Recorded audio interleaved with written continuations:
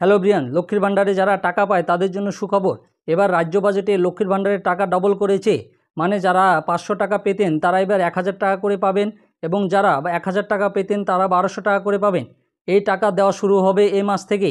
আপনারা কবে টাকা পাবেন আমি বিস্তারিত আলোচনা করব, আপনারা শেষ পর্যন্ত দেখবেন। দেখার আগে যারা নতুন আছেন চ্যানেলটাকে সাবস্ক্রাইব করে দিবেন, আর যারা ফেসবুক থেকে দেখবেন অবশ্যই পেজটাকে ফলো করবেন। কি বলেছে দেখুন, রাজ্যের লক্ষ্মীদের সুখবর দেওয়া হয়েছিল রাজ্য বাজেটের দিনে। লক্ষ্মীর ভাণ্ডার প্রকল্পের টাকা বৃদ্ধির কথা ঘোষণা করা হয়েছিল। 1 এপ্রিল থেকে তা বাস্তবায়ন হতে চলেছে। মমতা বন্দ্যোপাধ্যায় চালু করা এই প্রকল্পের বর্ধিত অর্থ নয়া অর্থবর্ষে কার্যকর হবে। তবে 1 এপ্রিল ব্যাংক বন্ধ, আর সেই কারণে এই প্রকল্পের উপভোক্তাদের অ্যাকাউন্টে টাকা ঢুকতে একদিন আরও লাগতে চলেছে। মানে এপ্রিল মাসের 1 তারিখ থেকে আপনাদের অ্যাকাউন্টে যে বর্ধিত অ্যামাউন্টটা ঢুকতে শুরু করবে। তবে 1 এপ্রিল ব্যাংক বন্ধ থাকায় আজকে আপনারা টাকাটা পাবেন না। কত টাকা বেশি পাবেন উপভোক্তারা? মমতা বন্দ্যোপাধ্যায়ের অন্যতম সফল প্রকল্প হলো লক্ষ্মীর ভাণ্ডার। রাজ্যের যে সমস্ত মহিলা সংশ্লিষ্ট প্রকল্পে 500 টাকা করে পেতেন, এবার থেকে তারা পাবেন 1000 টাকা করে। অন্যদিকে যে সমস্ত উপভোক্তারা 1000 টাকা করে পেতেন তারা পাবেন 1200 টাকা। রাজ্যকে এর জন্য বরাদ্দ বাড়াতে হয়েছে।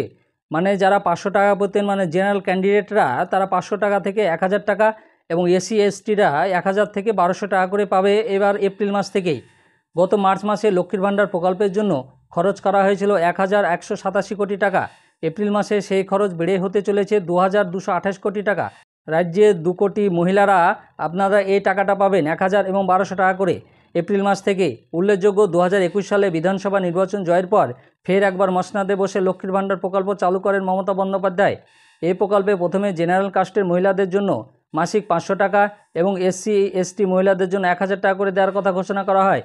এর ফলে রাজ্যের মহিলাদের একটা বড় অংশের মধ্যে ব্যাপক সাড়া পড়ে গিয়েছিল। এই প্রকল্পের প্রশংসা হয়েছিল বিভিন্ন মহলে।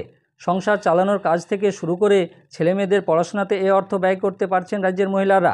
মানে আপনার লক্ষ্মীর ভাণ্ডারের মহিলারা টাকা পাচ্ছে, সেই টাকা থেকে সংসারে যেমন খরচ করছে এবং তাদের মানে ছেলেমেয়েদের পড়াশোনা খরচও চালাচ্ছে এই লক্ষ্মীর ভাণ্ডারের টাকা থেকে।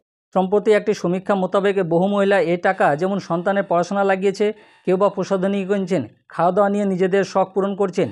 মোটের উপর তাদের যাত্রার মান এই প্রকল্পের ফলে উন্নত হয়েছে।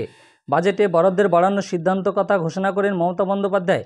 পাশাপাশি জেনারেল এবং এসসি এসটি মহিলাদের লক্ষ্মী ভাণ্ডারের জন্য বরাদ্দ অর্থের ব্যবধানও কমিয়ে আনা হয়। স্বাভাবিকভাবে খুশি মহিলারা।